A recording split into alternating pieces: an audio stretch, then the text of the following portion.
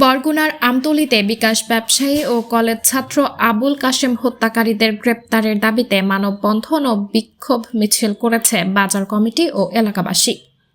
এ সময় নিহতের বড় ভাই হাসান মাহমুদ মোল্লা আবেগঘন কণ্ঠে বলেন, আমার ভাই আব্দুল কাশেম মোল্লার হত্যার 2 মাস 5 দিন পেরিয়ে গেলেও পুলিশ কোনো আসামি গ্রেপ্তার করেনি।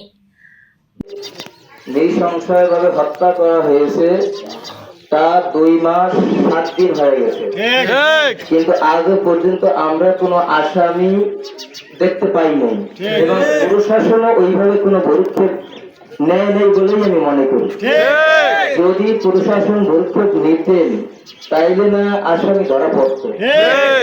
আমরা বিভিন্ন জায়গায় দেখি রাতের অন্ধকারেও যদি কাউকে হত্যা করা হয়েছে 1 সপ্তাহের ভিতরে আসামি ধরা পড়ছে, কিন্তু কাশেমকে হত্যা করা হয়েছে আজকে 2 মাস 7 দিন, কিন্তু কোনো আসামি, এমনকি কোনো সন্দেহমূলক আসামিও তারা ধরতে পারে নাই।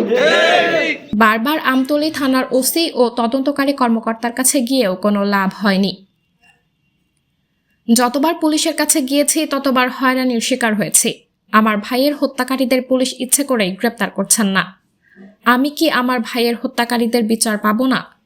শনিবার বেলা 11টায় আমতলী উপজেলার কলাগাছিয়া বাজারে ব্যবসায়ী কলেজ ছাত্র আবুল কাশেম মোল্লার হত্যাকারীদের গ্রেপ্তারের দাবিতে মানববন্ধনে বাজারের ব্যবসায়ী ও এলাকাবাসীর আয়োজনে ঘণ্টাব্যাপী মানববন্ধন ও বিক্ষোভ মিছিলে 5 শতাধিক নারী পুরুষ অংশ নেয়।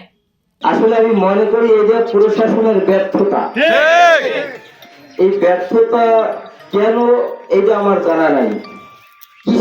কি কারণে, কেন তারা আসামিকে শনাক্ত করতেছে না, ধরতেছে না? না এখানে আমাদের দুর্বলতা তারা কাজে লাগাইতেছে, যে এলাকার মানুষ তো কেউ কিছু বলে না, সব শান্ত হয়ে গেছে, 2 দিন একটু টানছে, একদিন মানববন্ধন করছে, তারা শান্ত, তাহলে আমরাও একটু শান্ত হয়ে যাই। প্রশাসন সম্ভবত এটাই মনে করছে। আমি প্রশাসনের দৃষ্টি আকর্ষণ করব, আসলে আমরা শান্ত হই নাই, আমরা আইনের প্রতি শ্রদ্ধাশীল। কারণ আইন চাইলে সবকিছু করতে পারে। আইন চাইলে যদি 10 হাত মাটির নিচেও থাকে সেখান থেকেও আসামি তারা ধরতে সক্ষম। কিন্তু এখানে আমতলী থানার পুলিশরা কেন পারতেছে না এখানে অন্য কোনো কারণ আছে কিনা তাও আমরা জানি না।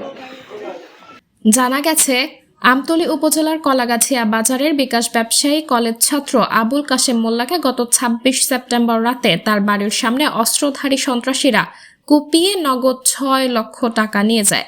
পরে তাকে ধান খেতে ফেলে রেখে যায় সন্ত্রাসীরা।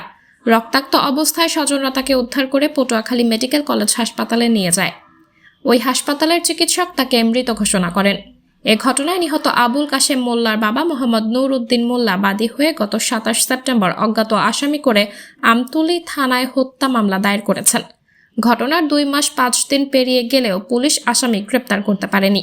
উল্টো পুলিশ মামলার বাদীর লোকজনকে হয়রানি করছেন, এমন অভিযোগ নিহত আবুল কাশেমের বড় ভাই হাসান মাহমুদ মোল্লার।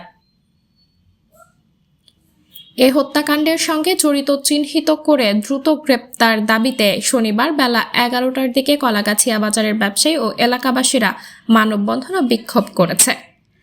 আব্দুর রাজ্জাক পেয়াদার সভাপতিত্বে ঘণ্টাব্যাপী মানববন্ধনে বক্তব্য রাখেন রফিক বিশ্বাস, মনির ঘরামি, নুরুল ইসলাম, আব্দুস সালাম মৃধা, শহীদুল মোল্লা, হাবিবুল্লাহ, মাসুম বিল্লাহ, জাহাঙ্গীর হাওলাদার, নসরুল মোল্লাহ ও মোসাম্মদ মারুফা বেগম প্রমুখ।